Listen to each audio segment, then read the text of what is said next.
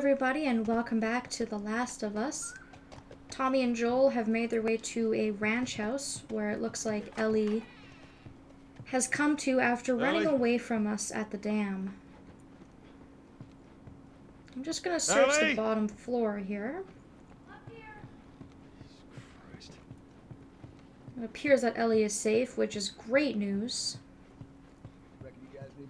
Just want to make sure that there is nothing in here for me to grab before I go upstairs.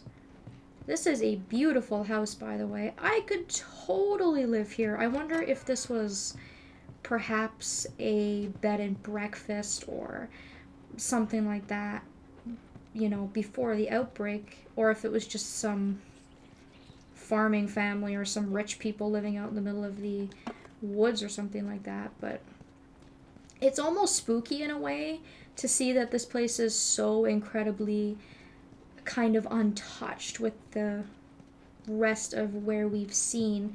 A lot of the cities we've been to, you know, everything has been looted and it's not particularly nice. There's lots of graffiti and lots of things have been broken and destroyed, but this place is almost entirely intact. It's like a ghost house. You wouldn't even be able to tell that, you know, anybody lived here. There's a comic book sitting on that windowsill there. That is a Molotov we can grab, but unfortunately I am completely full up. There's nothing in that bedroom. A lot of bedrooms in here, damn. Some more crafting supplies. Again, a very quiet little area here, obviously. Just a kind of a story point where we have to talk to Ellie and sort of face the music, and Joel has to explain to her what his plans are and whatnot. But it never hurts to look around, especially at times like this where it is quiet. A lot of bathrooms in this house. Anyways, alright.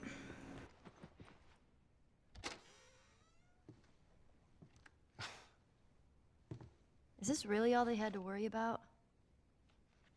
Boys, movies, deciding which shirt goes with which skirt. It's bizarre. Get up. We're leaving. Come on. And if I say no? Do you even realize what your life means? Huh? Running off like that, putting yourself at risk? It's pretty goddamn stupid.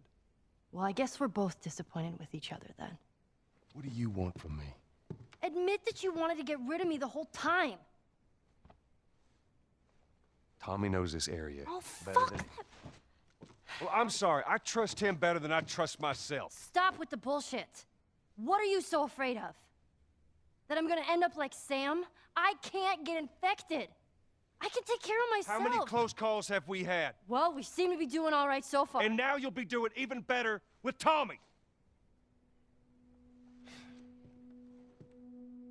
I'm not her, you know. What? Maria told me about Sarah. Ellie? And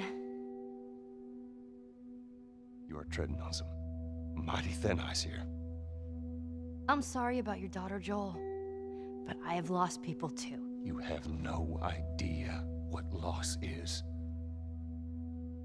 Everyone I have cared for has either died or left me.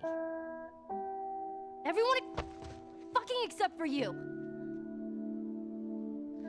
So don't tell me that I would be safer with someone else, because the truth is I would just be more scared.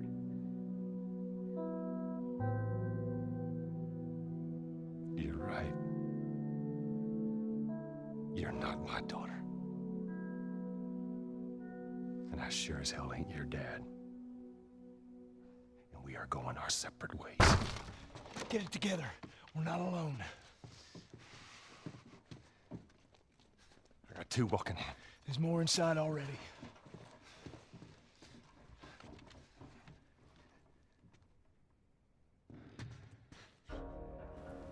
Now, unfortunately for Ellie, I don't think that conversation really went, you know, the way that she had hoped. I think maybe she was hoping that Joel would be a little bit more open-minded, but I don't think he's quite there yet. That conversation is really a pivotal kind of turning point in the story, and I think now that oh shit. Well, was gonna stealth that, but never mind. I've still got a couple uses out of my hatchet, so I can take care of a couple of them pretty quick here without using ammo, I hope. There's just 2 downstairs, and I think we have a couple more downstairs waiting for us. But Joel said some very hurtful things. I understand that it is obviously... Oh, I got smoke bombs coming in. Man, these guys are bringing... I haven't seen a lot of enemies use smoke bombs, which is kind of interesting. I never use smoke bombs. I forget that they exist half the time. Okay. Okay, I was gonna... Like, he was sitting there as if I could sneak up on him. I don't know if he was glitched into the floor or, like, what was going on there. That was really bizarre.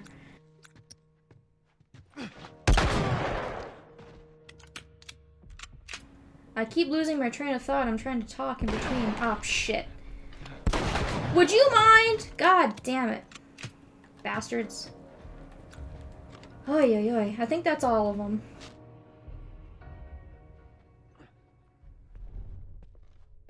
All right. House is clear. Let's get back to the horses.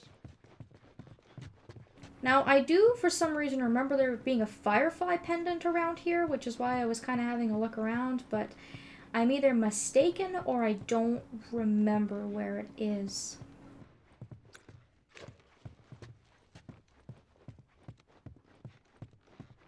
I can't imagine how both Ellie and Joel are feeling. Obviously, Tommy's kind of stuck in the middle. He's already agreed to take Ellie off of Joel's hands, and I think he's kind of just trying to stay away from it. But Ellie really puts up with a lot from Joel, and again, I think at this point she just wants something back.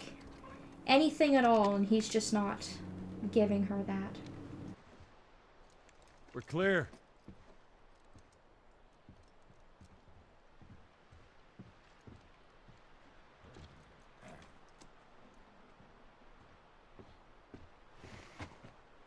You want a hand up? Got it. And I feel bad for Ellie in the sense that she talked with Sam about her fear of being alone, and she brings up a good point that everybody except for Joel has left her, and now he wants to leave her too.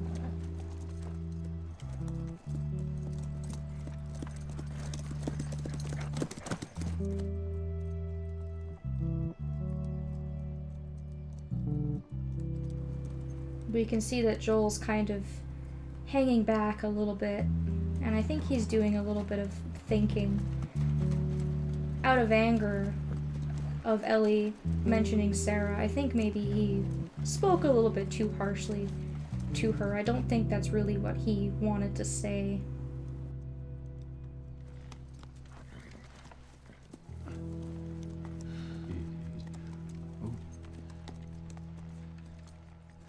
There she is.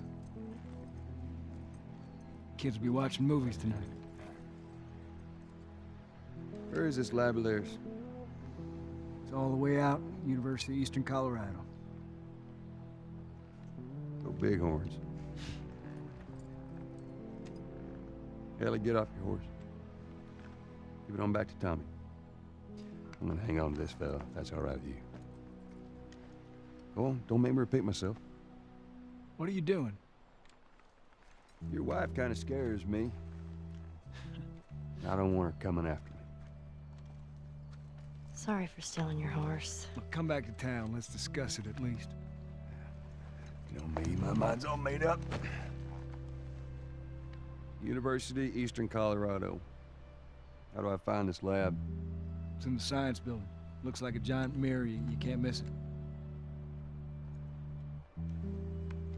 You take care of that wife of yours.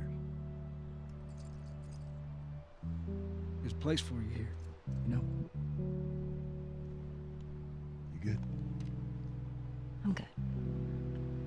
Adios, little brother.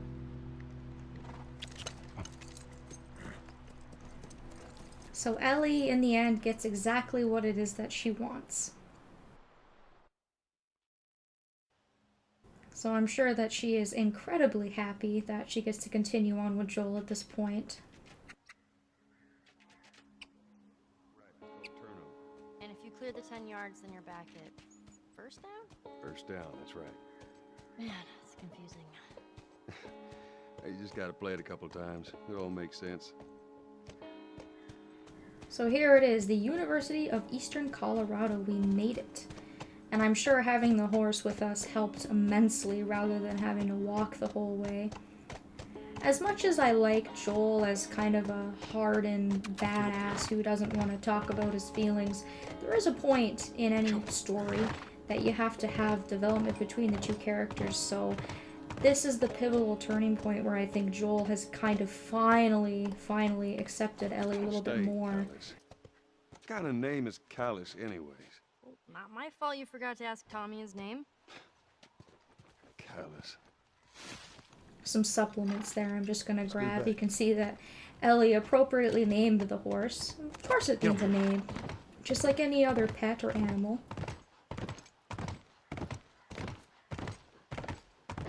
So from this point on, we'll Okay. definitely be able to see Buildings the look like a mirror. dynamics between these Go two ahead and center change. grounds. Should be able to see For those most of you the who campus are from there. perhaps frustrated with Joel's lack of empathy or emotional change at this point. I'll stay with Callus. I hate that name. I'm going to come into this garage here. You can see that we have a workbench, and sitting propped against this car, we also have our final weapon.